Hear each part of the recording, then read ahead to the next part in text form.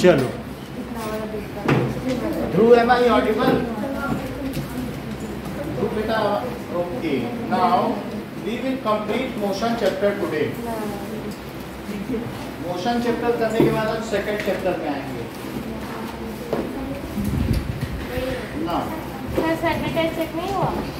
Sunday test कभी आधे में शाम को दे देंगे, शाम को भेज देंगे। कोई बात नहीं सर, आराम चलो अच्छा, 7th क्वेश्चन हो गया है आपका। 8th क्वेश्चन देखिए, ठीक है। 5th और 6th लास्ट में कराएंगे।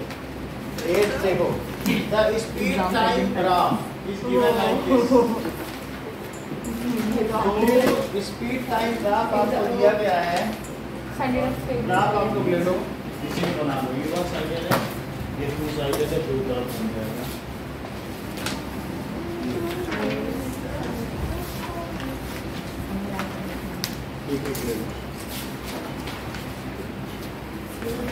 तो this is speed, this is time.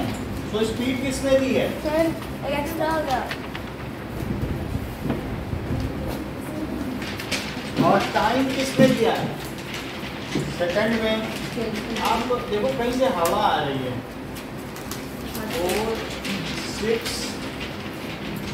8 सामने देखो कहीं से हवा जा रहा है। सर खिड़की खुली है। हाँ उसी के 2 4 6 और ये आगे बढ़ा है।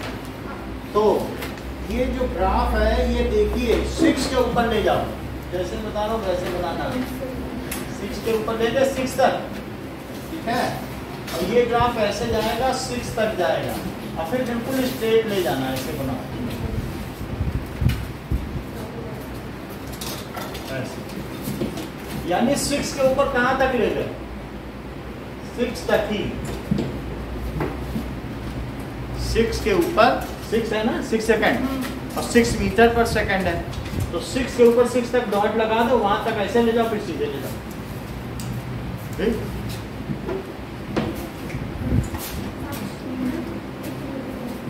How far does the car travel in first 4 seconds? तो अब देखिए कि ये कितने सेकंड्स हैं? 6 सेकंड्स। तो टाइम कितना है? 6 सेकंड। इनिशियल वेलोसिटी कितनी है? 0 मीटर पर सेकंड। और अगर 6 तक देखो तो फाइनल वेलोसिटी कितनी है? 6 मीटर पर सेकंड। 6 मीटर पर सेकंड, ठीक है। इतनी बात समझ आई। तो एक्सीलरेशन का पता करो, क्या फार्मूला होता है एक्सीलरेशन हाँ sir equals to ut plus half at square. अच्छा बोलो Nikhil. Sir ut plus half at square. अच्छा v minus u by time. v minus u by time, ठीक है। इतनी बात समझ आ गई। तो आप लोगों की एक्स्ट्रा क्लास लेनी पड़ेगी शाम को बुला के। So this is 6 minus 0 by 6। तो एक्सीलरेशन कितना है बताओ? 1 मीटर पर सेकंड स्क्वायर। कितना आ गया? अब वो कह रहा है 4 सेकंड में कितना चला है? 4 सेकंड में 4 मीटर। देखो तो अगर 4 सेकंड में जो चला है तो बताओ, देखो बहुत सारे फार्मूले हैं। S is equal to ut plus half at से ऐसा आ जाएगा। टाइम तो लगाना पड़ेगा ना, 4 सेकंड तो लगाना पड़ेगा नहीं। तो S is equal to ut plus half at plus half at square. u sir 0 t 6 देख लो, वो पूछो सवाल करो, फर्स्ट पार्ट कर लो। क्या कह रहा है? कितने सेकंड में कितना चला है? 4 सेकंड में। ये और हाफ a कितना है? सर 1 और 6 का स्क्वायर 4 का स्क्वायर। तो बोलो कितना आ जाएगा? 0 प्लस हाफ इंटू 16 लिख दें क्या? बोलिए। तो 8 आ गया। तो इतनी बात समझ आ गई आपको? अब चेक करो कि it is 8 meter, half 80 square. So how much distance it travelled? अब पीछे आंसर देखो, नहीं दिया। So it has travelled by 8 meter in first 4 seconds. First 4 second में कितना चला? सर हम ऐसे भी कर सकते हैं ना सर, 4 को अगर सर परपेंडिकुलर ट्रायंगल वाला है, अगर परपेंडिकुलर बना लिया तो परपेंडिकुलर बनाया तो ये कह रहे हैं कि हम इस फार्मूले से कर दें कि इसका एरिया और इसको ये भी कितना 4 सेकंड है, तो इसकी हाइट कितनी हुई? अब ये हाइट हमें पता नहीं चली एक्चुअली ठीक से, क्योंकि 5 भी हो सकती, 6 भी। आप भी अगर अपने ग्राफ में देखोगे तो बुक के ग्राफ में तो क्या पता चल रहा है? 4 पे स्केल सीधा करके देखो तो हमें ये पता तो चलना चाहिए कम से कम ये है क्या, नहीं तो हम नहीं कर पाएंगे। नहीं पता चल रहा है ना, ये तो चाहिए नहीं चाहिए। अब वैसे भी अगर लोगे तो क्या ये फुल आपका एरिया आएगा कि इतना छूट जाएगा? छूट भी जाएगा, तो इसलिए ये नहीं करना चाहिए। समझ में आएगा कि नहीं? तो now what is the distance travelled during this? Okay, now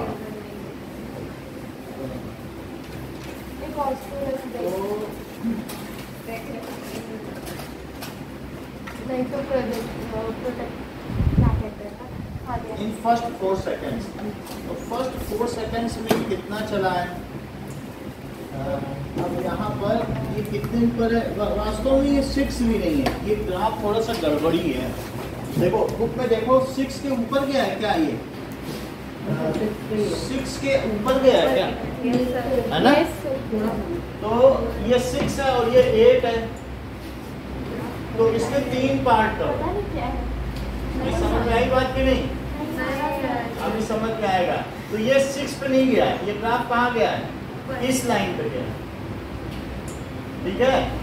7 पे गया है, 7 पे भी नहीं गया, यानी ये ना 7 पे है क्योंकि 3 पार्ट में एक पार्ट करके कर रहा है।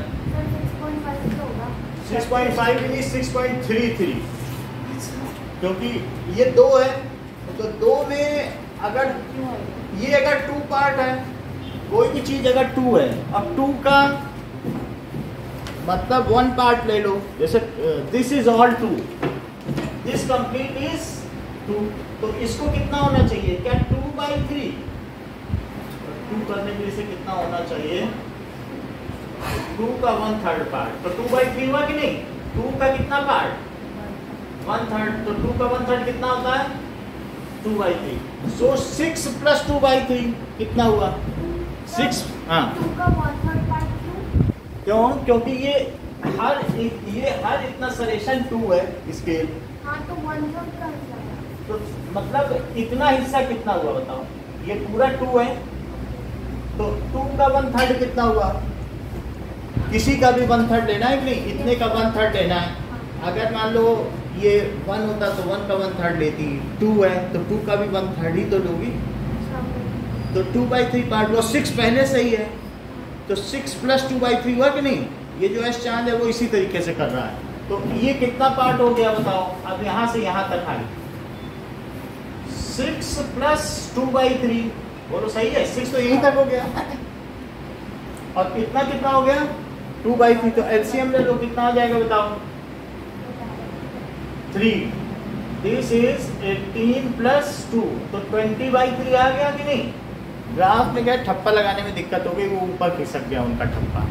तो अब ये 20/3 है, ये कितनी स्पीड है? 20/3 मीटर/सेकंड। ये हाइट कितनी है बताओ? 6 पे 20/3 मीटर/सेकंड है, और हमें कितने पे चाहिए? 4 पे। 4 पे चाहिए, तो 4 पे अगर चाहिए तो 4 पे मिलाया लाइन। अच्छा 4 पे मिला तो जरा देखो किस पे मिल रहा है? क्या 6 पे ही मिल जा रहा है एग्जैक्ट? इनका तो 6 पे मिला, और लोग मिलाओ जरा। क्या मिलाना? 4 पे सीधी लाइन खड़ी करो और देखो ये किधर कितने पे मिलता है। मिलाओ जरा, ये चीज मिलाओ। 4 से ये लाइन ऊपर उठाओ और देखो ये इधर कितने पे मिलता है। ये चीज देखना, ये इधर कहाँ? हाँ? 6 पे आ रहा है? नहीं जरूरी नहीं आना चाहिए, आ रहा है क्या? इनका आ रहा है, इनकी लाइन लेकिन मोटी है तो ये ऑथेंटिकेटेड नहीं है। 6 पे आ रहा है एग्जैक्ट, दिखाओ। 4 4 पे तो एक लाइन खींच ही लो, थोड़ा छोड़ दो, 6 ले लो, उतना कौन कैलकुलेट कर पाएगा ना, हम लोग के पास स्केल ही नहीं। तो 4 पर ये लेंथ कितनी हुई? हाँ? उसको तो नहीं कर रहा, हम लोग कैलकुलेट ही नहीं कर पाएंगे। तो ये 6 हुआ, ओके। तो अब जरा देखो, यानी 4 तक में ही 6 हो गया ना, समझ में आई बात कि नहीं? 4 तक में 6 है, और फिर इतने तक में 6 तक में कितना है? दैट इज 20/3, यानी फाइनल स्पीड 6 सेकंड में इसने कितनी पाई? बोलो 20/3। तो अब मैं आपको एक तरीका बताता हूँ, टाइम 4 सेकंड ही लो, सही है? 4 सेकंड में शुरू में 0 वेलोसिटी, और बोलो 4 सेकंड में कितनी आ गई? 6 ले लोगे, ठीक है? इतनी बात है, इन सबको छोड़ दो, अभी ये सब हटा दिए, आपका पूरा काम बन गया। ये 6 है, ये सब समझ में आ गया? 4 पे 6 आ रहा है कि नहीं आ रहा है? आपने मिलाया। अब एक्सीलरेशन निकालो। एक्सीलरेशन क्या होता है?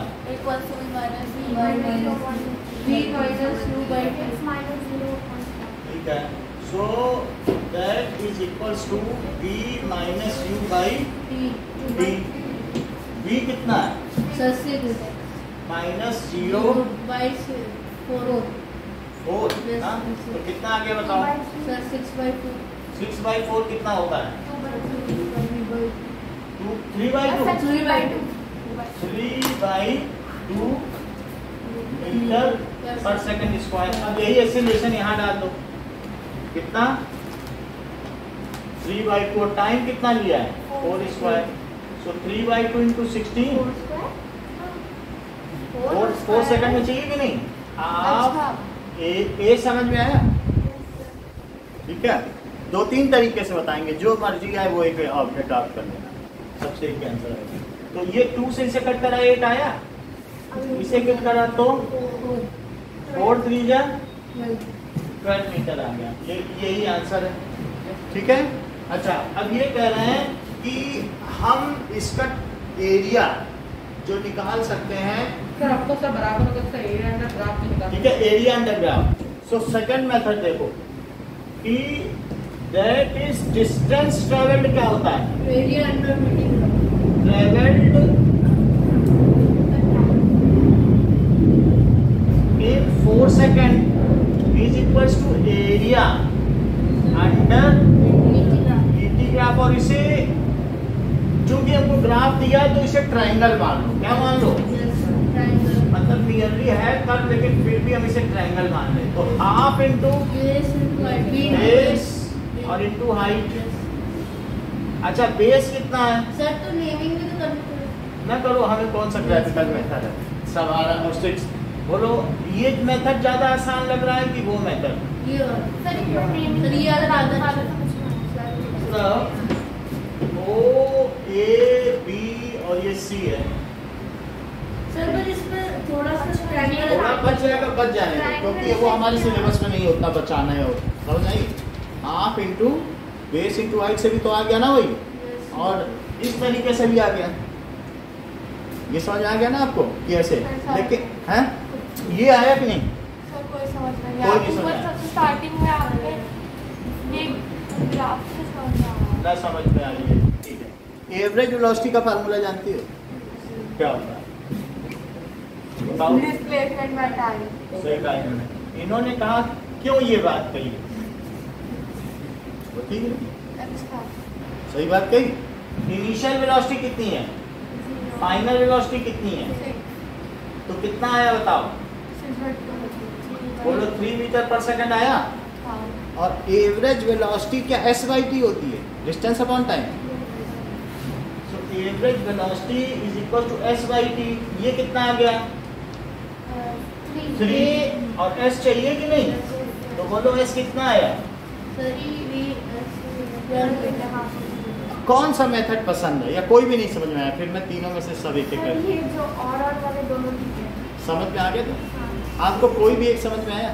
निकालना हमें ये अंडर ग्राफ ही है। एरिया अंडर ग्राफ निकालना। एक निखिल ने बताया सब ट्रायंगल से निकाल लो। अच्छा, सौम्या ने कौन सा बताया? सर u प्लस कि एवरेज वेलोसिटी से निकाल लो और टाइम से मल्टीप्लाई कर लो, आ जाएगा। इनका भी मेथड बहुत आसान है, अपीलिंग है। वैसे इन्होंने खट से बता दिया कि उसका 0 है, वो 6 है, और करके 3 निकाल लो। 3 मीटर 1 सेकंड में चलता है, तो 4 सेकंड में कितना चलेगा? कितना आसान है, वर्बली निकालना है इनके। अच्छा, अब और मेथड देखो, ये इसका मेथड। सर ग्राफ समझा, हाँ, ग्राफ समझा दो तो काफी ग्राफ का अच्छा। मतलब है ये ऐसे जा रहा है, जो बॉडी है वो 0 से बढ़ते बढ़ते 6 तक गई, और फिर 6 की स्पीड से कॉन्स्टेंटली चलती रही। यानी तुम अपने घर से निकली, स्कूटी तेज की और 6 पे पहुंच गई, और फिर अब तो हम आराम से चलेंगे, अब नहीं बढ़ाएं। या 6 ना कह के 20/3 बोलो, सही है? 20/3 है कि नहीं है हाइट? कितनी बताई थी? वैसे इसकी जरूरत नहीं पड़ेगी, लेकिन फिर भी लिख दे रहा हूँ, क्योंकि इतना हाइट कितनी है जो एक्स्ट्रा सी, ये वाली, ये 2/3 है। जरूरत पड़ेगी तो बता देंगे। अब आगे देखो, पहला क्वेश्चन समझ में आया, 2 तो समझ में आ गया ना पढ़। अब ये भी आसान है। ये क्या है? ये बाय इक्वेशन ऑफ मोशन है, लेकिन ये इनवैलिड है। कहेगा ग्राफ दिया था, ग्राफ से करना चाहिए, देखो ऐसे कर दिया, काटो इसका नंबर। जब आपको ग्राफ दिया है तो ग्राफ के मेथड से करना चाहिए कि नहीं? यही मेथड सही है, ना ये सही है और ना ये। क्यों? क्योंकि ग्राफ का यूज क्यों नहीं किया?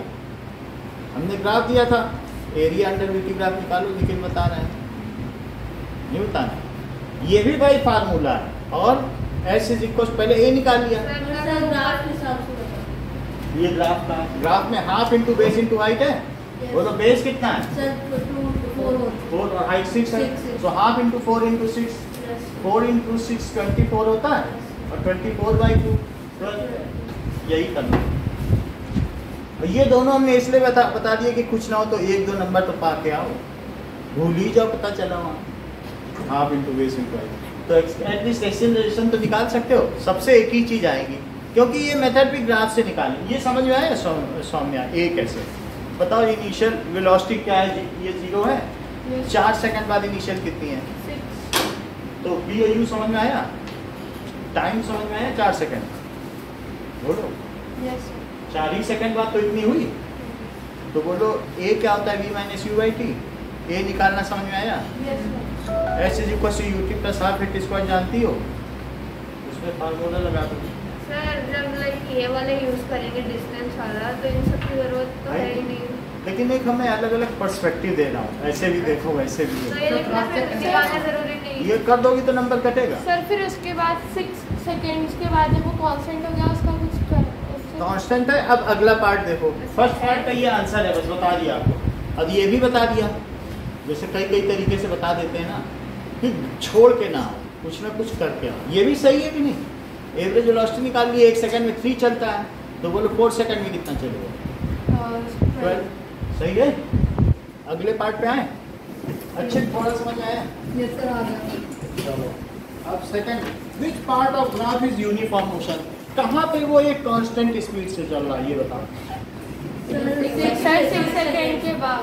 सो लिखो, the part after 6 second object is moving under uniform motion. After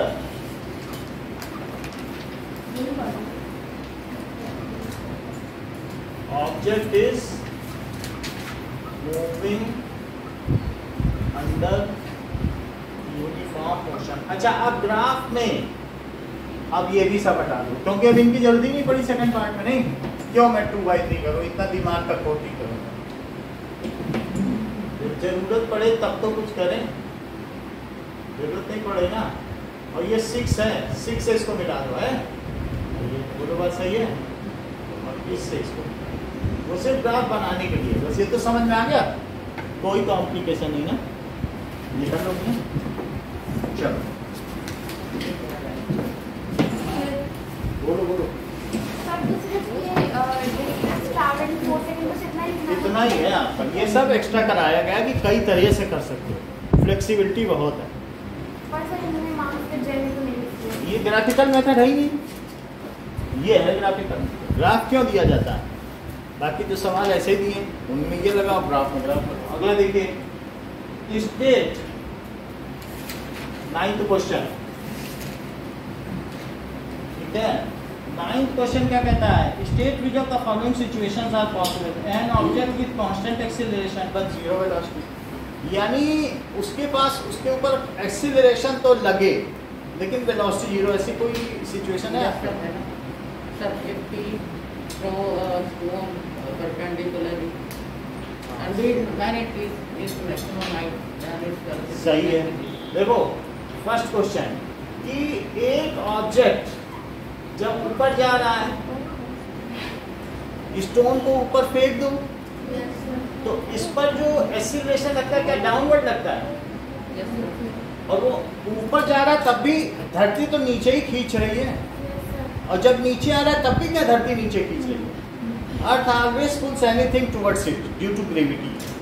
तो एक्सीलरेशन की कितनी वैल्यू होती है, 10 मीटर पर सेकंड स्क्वायर। यही लगेगी कि बदलती जाएगी, हमेशा सदियों से यही लग रही है, ठीक है, till eternity it will be there. ये शाश्वत है, आदि है ये, ठीक है कि नहीं। यही एक्सीलरेशन है। हर सेकंड उसकी स्पीड कितनी बढ़ेगी, 10 हर सेकंड।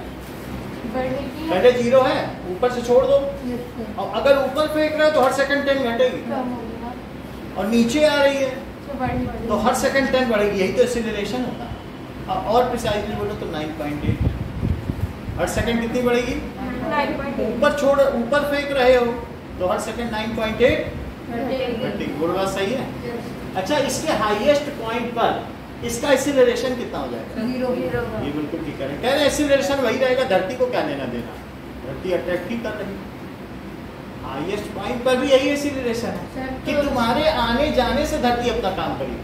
अगर एक्सीलरेशन ना होता तो वो चीज नीचे आती कभी, क्या खुद तो रहेगा ना, फोर्स रहेगा। तो हाईएस्ट पॉइंट पे वेलोसिटी जीरो है, वो सही है।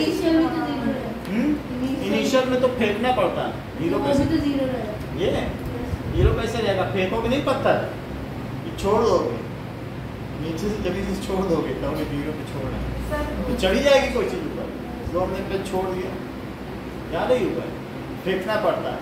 इनिशियली जीरो रख सकते हैं ऊपर फेंक कर, लेकिन फाइनल पॉइंट पर जाकर ये देखो मैं जा रहा हूँ, लेकिन लौटते समय कर दिया तो जीरो हुई कि नहीं मोमेंटली, और तब बढ़ा। तो जब तुम टर्न करते हो उस समय जीरो है, ऊपर गया पत्थर मोड़ने वाला है तो जीरो नहीं होगी momentarily.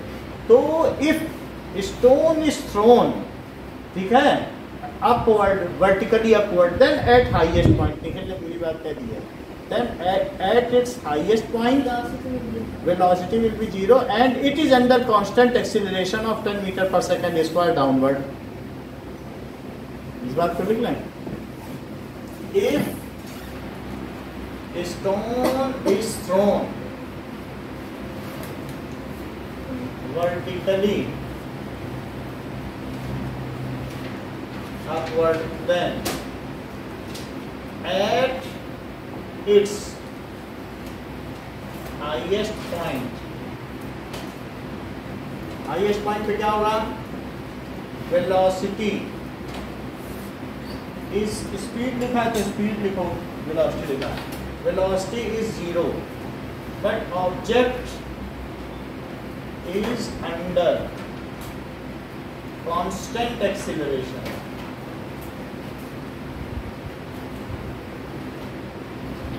of 10 meter per second square downward। Downward जरूर लिखना पड़ेगा, एक्सीलरेशन वेक्टर क्वांटिटी है, ठीक है। सेकंड केस को बताइए। An object moving in certain direction with an acceleration in perpendicular direction। कोई ऑब्जेक्ट जा कहीं रहा हो और एक्सीलरेशन परपेंडिकुलर है, यानी सर्कुलर मोशन। ये देखो ये सन है और अर्थ इसके चारों तरफ मूव कर रही है, तो बोलो ये अर्थ किधर जा रही है इस समय, क्या अर्थ इधर जा रही है? An object moving in certain direction, और क्या सन इसे इधर खींच रहा है ग्रेविटी से? तो जिधर कोई चीज खींचे उधर ही तो एक्सीलरेशन होगा, फोर्स होगा तभी एक्सीलरेशन होगा। तो एक्सीलरेशन ये दे रहा है, उसकी वेलोसिटी किधर है, इधर है। अच्छा चलो, इसने इधर दी, कोई इधर जा रहा है, ये पेन इधर जा रहा है, अब कोई इसको उधर की ओर फोर्स लगाए तो मुड़ नहीं जाएगा, सीधे जा रहा था तो अर्थ मुड़ गई क्या इधर? ध्यान दो, मुड़ गई। अच्छा अब इधर आ गई, अब किधर जाने लगी अर्थ? क्या अब इधर जाने लगी? बोलो। तो भी सन इसे अपनी ओर खींच रहा है, तो और मुड़ गई। तो बताओ क्या अभी भी एक्सीलरेशन वेलोसिटी के परपेंडिकुलर ही है? और तब था perpendicular. Yes, sir, yes, sir. तो फिर से जब अब ये कह रहे कि हम नीचे जाएंगे, सन कह रहा इधर आओ, तो मुड़ेगी नहीं जब किसी Yes, चीज sir, को। yes, sir. अरे फुटबॉल ही जा रही है, तुम किक मार दो मुड़ जाती है, फोर्स लगाने से नहीं मुड़ जाती, वेलोसिटी डिस्टॉर्ट हो जाती है। अब ये अर्थ इधर जाने लगी, बोले ठीक है तुम कह रहे हो तो हम मुड़ जाते हैं। अब ये अर्थ इधर आने लगी, अब सन किधर एक्सीलरेशन लगाएगा? जिधर फोर्स उधर, जिधर ग्रेविटी उधर एक्सीलरेशन। तो अर्थ पे किसकी ग्रेविटी काम करती है? सन। तो बोलो अब ये इस पर किधर एक्सीलरेशन? वास्तव में ग्रेविटेशनल एक्सीलरेशन है ये। तो अब बोलो वेलोसिटी और एक्सीलरेशन फिर भी परपेंडिकुलर है। Yes, sir. और ये Yes, yes, sir. ये perpendicular है. अब इधर जा रही तो अब इस पर इधर लग रहा है Yes, ये भी perpendicular. परपेंडिकुलर, यानी हर केस में परपेंडिकुलर है। अच्छा एक बात बताओ, अगर फोर्स परपेंडिकुलर लगाया जाए तो क्या उसकी स्पीड बढ़ती है? जैसे बस को उधर धक्का देना है और कुछ लोग पीछे से धक्का दे रहे हैं और एक आदमी इधर से धक्का दे रहा है, तो ये स्पीड बढ़ा पाएगा बस? नहीं। 10 लोग पीछे धक्का दे रहे हैं कि बस आगे जाए, और ये यहाँ से धक्का दे रहा है बस को, और लास्ट में जब सबने धक्का दे दिया तो लस्सी पिलाने का टाइम है तो कहेगा हमें भी दो, हमने भी तो धक्का दिया, इसको मिलेगी लस्सी? नहीं मिलेगी, क्योंकि इसने परपेंडिकुलर फोर्स लगाया, इसका उधर कोई कंपोनेंट ही नहीं है। तो इससे डायरेक्शन तो बदली जा सकती है, Yes. लेकिन स्पीड नहीं बढ़ाई जा सकती। Sir, तो मतलब जो सन जो खींच रहा है उससे फोर्स बढ़ रहा है. उससे डायरेक्शन वो बदल रहा है, बार बार उसे बदल रहा है, लेकिन क्या उसकी स्पीड बदल सकती है परपेंडिकुलर फोर्स लगाने से? तो इसलिए जब अब देखो पूरी बात, जैसे ये अभी थोड़ी देर पहले बोले सर एक यूनिफॉर्म सर्कुलर मोशन टॉपिक छूट गया है, तो if object is moving with constant speed in circular path then such motion is called uniform circular motion. Repeat करो। If object is moving with constant speed in circular motion, then Circular such, path. In circular path, then such motion is called uniform circular motion. In uniform circular motion, acceleration always acts perpendicular to its velocity. Repeat करो। In uniform circular motion, acceleration always acts in perpendicular. Acts perpendicular to force. डोर कम कर दो। सो इतनी बात समझ में आई? चलो अब देखो, रिपीट करो। What is uniform circular motion? If an object moves in a constant speed in circular path, then it is uniformly. It is called uniform circular. ये बात सही है, तो इस चीज को लिख लें कि अगर एक कांस्टेंट स्पीड से अर्थ मूव कर रही है सर्कुलर पाथ पे, तो ऐसे मोशन को क्या कहेंगे? Uniform circular motion. और ऐसे ये कब आएगा? जब वेलोसिटी के परपेंडिकुलर एक्सीलरेशन लगेगा, तभी ये हो सकती है। जैसे आप अपने बुक का लास्ट पेज देखो, पत्थर वो घुमा रहा है तो ऑब्जेक्ट इधर जा रहा है और टेंशन उसे इधर खींच रहा है, मतलब बुक का नहीं, उसी का एक पीछे कर दो है ना, पत्थर घुमा रहा है तो यूनिफॉर्म सर्कुलर मोशन है, वो भी हम बता दे रहे हैं। सो सेकंड के आंसर देने से पहले ये बी पार्ट है, देखिए बी पार्ट ये लिखा है। तो बी पार्ट में क्या है, इसके बताने से पहले मैं आपको एक डेफिनेशन बता दूं जो ये इस क्वेश्चन का हिस्सा नहीं है, लेकिन आप अपने नोट में रख लो। यूनिफॉर्म सर्कुलर मोशन होता क्या है? सो एक पेज पीछे पलट लीजिए आप, तब पता चलेगा। लिखा उसमें uniform circular, uniform circular motion. अच्छा एक बात बताओ कि एक ऑब्जेक्ट ऐसे गया, इसने कितनी बार अपनी डायरेक्शन चेंज की? ए से यहाँ गया, एक बार की, पहले यहाँ पे जा रहा था, एक बार फिर यहाँ पे फिर चेंज की, और फिर यहाँ पे, यानी 3 बार तो चेंज करी, फिर यहाँ पहुँच गए। पहले हम यहाँ जा रहे थे, फिर यहाँ गए, समझ आई? चेंज तो हुई है ना डायरेक्शन। अच्छा अगर मान लो वो ऐसे पाथ पे चलेंगे हेक्सागोनल, तो क्या होगा? तब भी चेंज होगी कि ज्यादा बार होगी कि कम बार? सर ज़्यादा में होगा। अच्छा, और एक में ऑक्टागोनल चल रहे, फिर इसमें ज्यादा होगी। इसमें और होगा डेकागोनल चल रहे 10 हो जिसमें, तो और होगी। यस अब कहीं ऐसा तो नहीं सोच रहे हो कि सर्कुलर में चले तो हर पॉइंट पे होगी, क्योंकि उसे हर पॉइंट पे मुड़ना फिर मुड़ना तब तो सर्कुलर चल पाएगा। So it is a polygon with infinite side. सीधी बात है, अगर कोई पूछेगा सर्कल एक पॉलीगन है तो हाँ ये पॉलीगन है, सिर्फ इसके कोई भी नियर बाई 2 पॉइंट सिर्फ एक लाइन बनाते हैं, बिल्कुल बगल बगल वाले, वो एक लाइन है, इससे ज्यादा नहीं। फिर अगले 2 पॉइंट अगले टेंजेंट डाल के देख लो, अगले पॉइंट पे अलग नहीं आएगा, है कि नहीं? So in uniform circular motion direction कितनी बार चेंज होती है? इनफाइनाइट टाइम चेंज होती है, सही है? तो ऐसा आपकी बुक में बना हुआ है। तो अब लिखते हैं कि if an object moves, if object moves with constant speed in circular path, then such motion is called, उस मोशन को क्या कहोगे? Circular motion. called uniform circular motion, एक समान वृत्तीय गति, यूनिफॉर्म सर्कुलर मोशन। अच्छा, इन सच मोशंस, क्या इस मोशन में जो एक्सीलरेशन एक्ट करता है वो सेंटर की ओर होता है क्या हमेशा? Yes sir yes. So in such motion acceleration is always directed towards centre, यानी सेंटर सीकिंग एक्सीलरेशन है, सेंटर की ओर उन्मुख, it is towards centre, directed towards centre. इसलिए इस एक्सीलरेशन को सेंट्रीपिटल एक्सीलरेशन कहेंगे। क्या कहेंगे? इन uniform circular motion acceleration is always directed towards centre and such acceleration is called, ये सबसे अच्छा बोल, सेंट्रीपिटल एक्सीलरेशन। मैंने बोला ही नहीं सर। बोल, अंदर तो बोला, यहाँ मन की आवाज सुनी जाए, समझ में आई बात कि नहीं?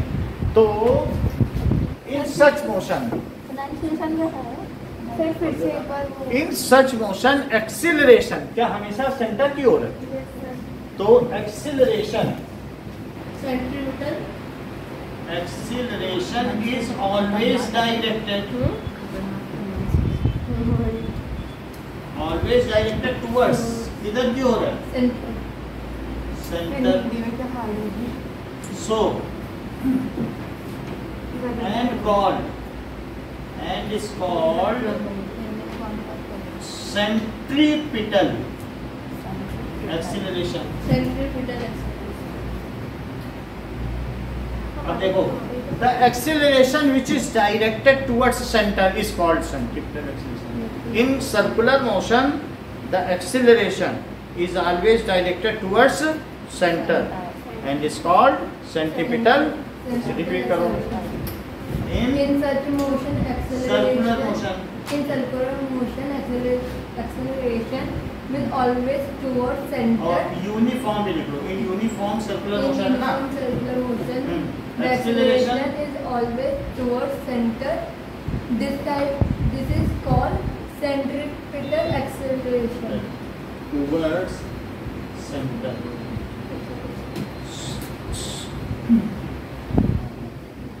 It is called, Centripetal acceleration। फिर सेंट्रीपिटल फोर्स क्या हुआ बताइए? जो कि centrifugal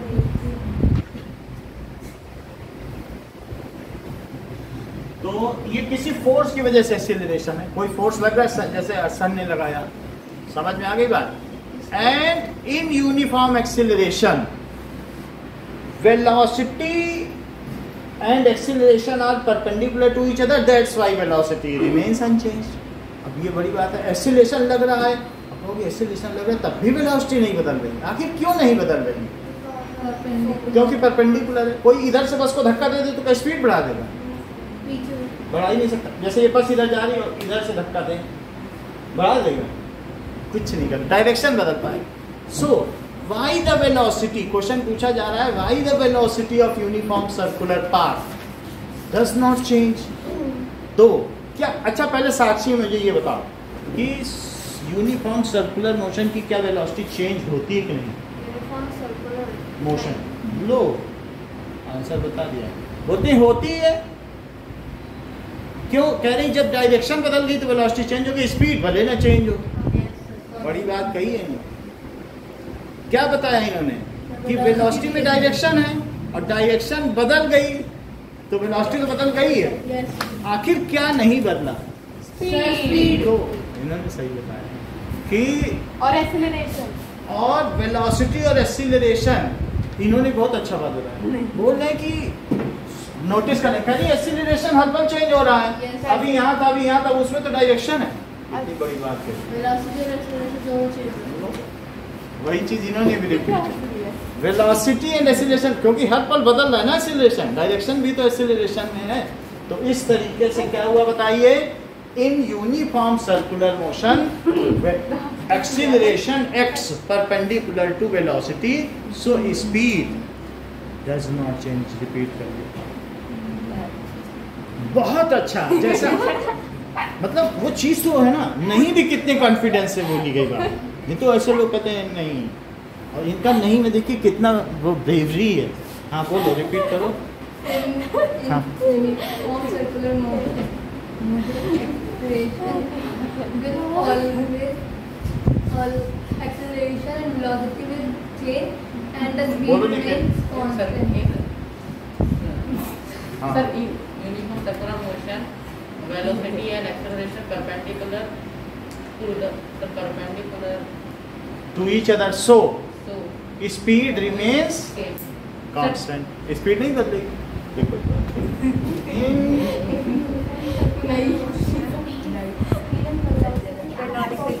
Velocity and acceleration are perpendicular.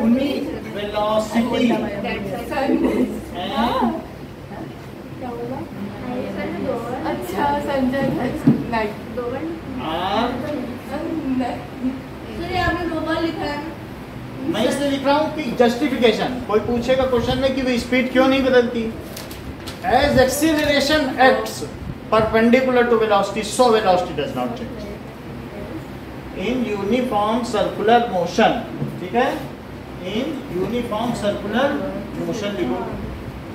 Velocity acceleration x, perpendicular to each other. Acceleration x perpendicular to velocity,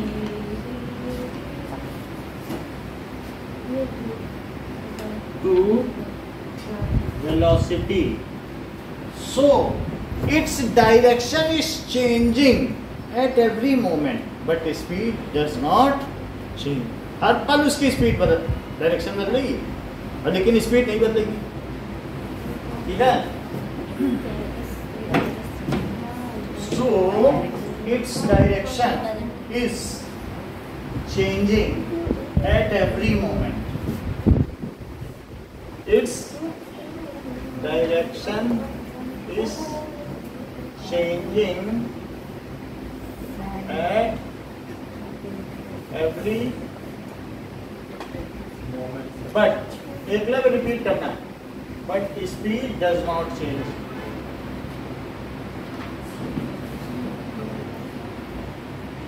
बोलो। If in uniform circular motion, acceleration perpendicular to velocity, it is each other, so the speed remains constant and direction changes. At every moment, है ना? सही बात हो गई। अब B part पे आओ, इसके बी पार्ट का क्या आंसर है? कह रहा है कि साइड सम सिचुएशन, 9th का बी। ये फिर सी था, ये कुछ नहीं था, ये नोट था। वो वाला तो फिर था। वही बी है तो उस पर अब लिखा दें, अच्छा, उसी के कंटिन्यूएशन में। So in uniform accelerated motion, uniform accelerated motion. ठीक है, तो यूनिफॉर्मली एक्सीलरेटेड मोशन में क्या होगा?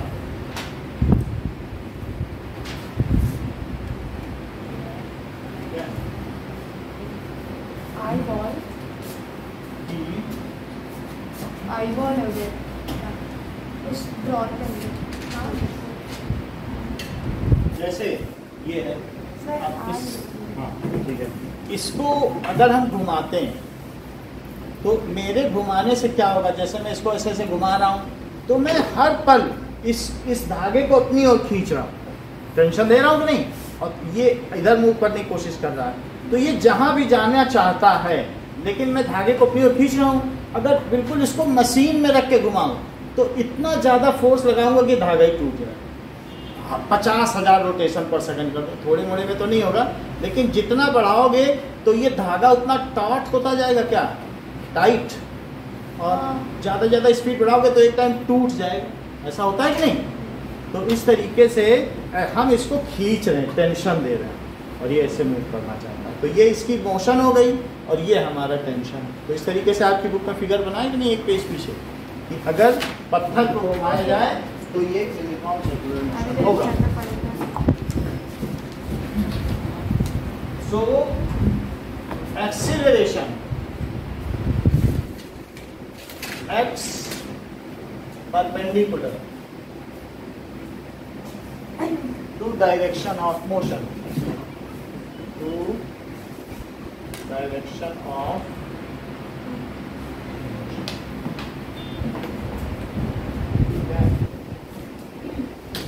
थोड़ा सा और बचा है, इसको कल हम प्रिंट कर देंगे। क्लास छोटी सर संडे किसमें ये से आएगा इस बार? इसी के आगे जितना कराया वही आए। और यस कल क्या कराया था? कल इंग्लिश था ना? हाँ, यही से आएगा जो आज कराया। यानी ज़्यादा थ्योरी आएगी, थ्योरी ज़्यादा आएगी। वो सवाल है Motion of it go is substance वो भी matter around us pure। उसमें कौन सी है ये? हाँ? है क्या उसमें भी मैथ है क्या? नहीं, वो बहुत आसान है। मुझे नहीं पता, मैं तो अभी इस पे पहुंची नहीं। सर ये 9 का बी पार्ट सही में बुक का बी पार्ट है, तो फिर 9 का सी पार्ट सी का सर ये तो दी हमारे में तो नहीं, ये भी जोड़ा गया है। इन्हें सर्टेन डायरेक्शन विद एक्सीलरेशन, तो यही नहीं, तो ये भी यूनिफॉर्म मोशन है। नहीं सर अभी आपको कौन सा विद दिया है? एक्सीलरेशन, सर ये वाला पर एक्सीलरेशन है, यूनिफॉर्म स्पीड है, ये भी सर्कुलर मोशन ही है। आपने अभी कौन सा कराया है? An object moving in a certain direction with acceleration perpendicular, तो ये भी यूनिफॉर्म सर्कुलर मोशन है। हाँ तो दोनों का हाँ, moving with acceleration but with uniform speed. Acceleration हो लेकिन स्पीड ना बदले तो वो भी यूनिफॉर्म सर्कुलर, तो इसकी स्पीड बदलती है क्या? तो बी और सी का दोनों पार्ट है, सी भी यही लिखो। एक चीज और ऐड कर देना बीसी में, सो speed does not change, so its speed, ये और जोड़ दो।